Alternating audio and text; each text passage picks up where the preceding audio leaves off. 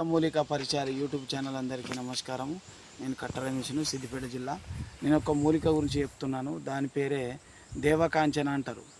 దేవకాంచన మూలిక గురించి ఈరోజు చెప్పడానికి ఇక్కడ అడవికి వచ్చాను.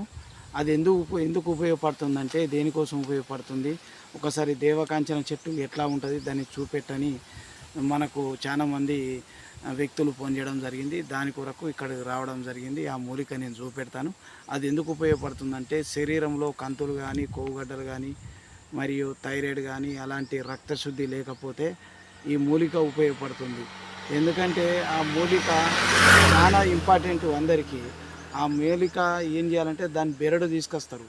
బెరడు తీసుకొచ్చి మెత్తగా నూరి కాంచనార గుగ్గులు అనేది ఈ కాంచనార చెట్టు బెరడుతో తయారు చేయబడుతుంది. కొంతమంది ఆయుర్వేదిక్ నిపుణులు ఎవరైతే ఉన్నారో వాళ్ళు టాబ్లెట్స్ అమ్ముతూ ఉంటారు బయట మార్కెట్లో.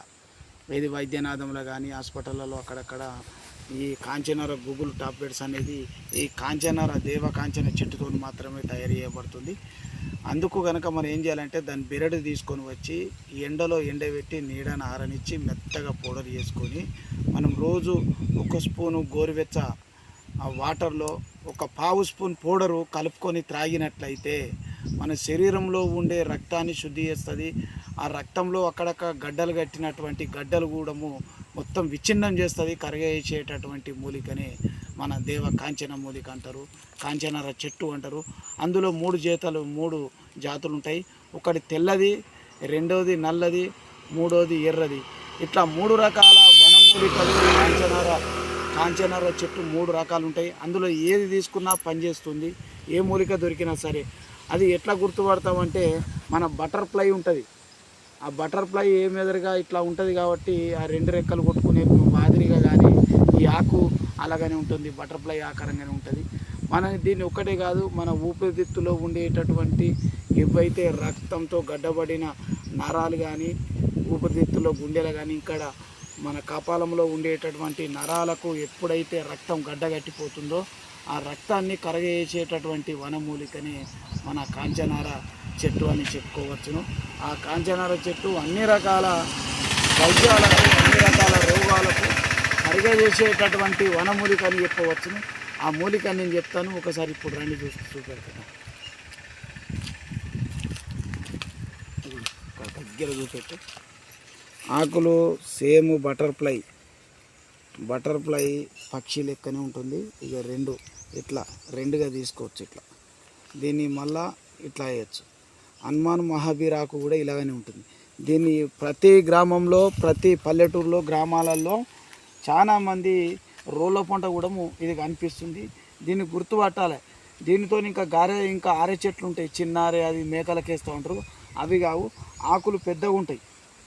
ఇలా పెద్దగుండి ఇట్లా అతుక్కుంటాయి కనుక ఇది ఒక ఎంత ఉంటుందంటే, ఇది ఒక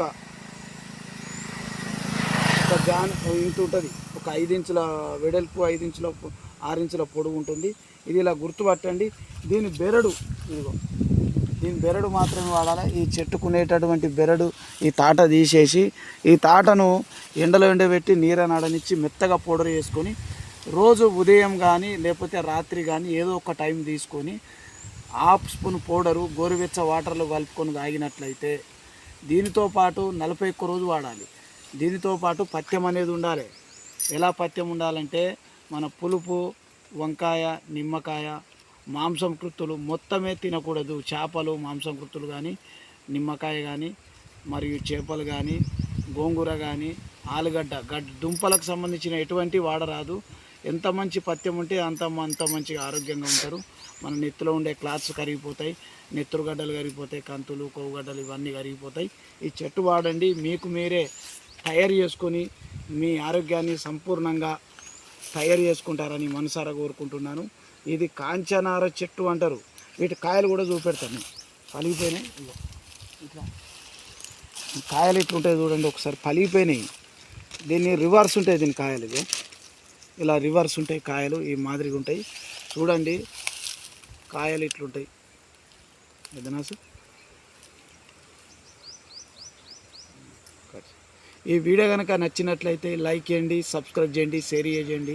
సర్వే జన సుఖినో భవంతు. మీరు ఎవరైతే ఫ్రెండ్స్ ఉంటారో దోస్తులు ఉంటారో వాళ్ళకి షేర్ చేయండి. ఈ ఛానల్ ద్వారా వాళ్ళకి లాభం పొందుతుంది. ఎందో డాక్టర్ల దగ్గరకు హాస్పిటల్ పోయి లక్షలు పెట్టే బదులు మనమే తయారు చేసుకుంటే బాగుంటుంది. ఈ వైద్య నిపుణులు ఆయుర్వేద డాక్టర్లను సలహా తీసుకొని మాత్రమే ఈ మందు వాడాలి. మీకు మీరు తయారు చేసుకొని మీ ఆరోగ్యాన్ని ఇబ్బంది పెట్టుకోకుండా ఆరోగ్యాన్ని ఖరాబ్ చేసుకోవద్దు.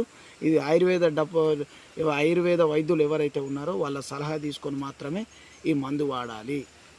సర్వే జన సుఖినో భవంతు. నమస్తే.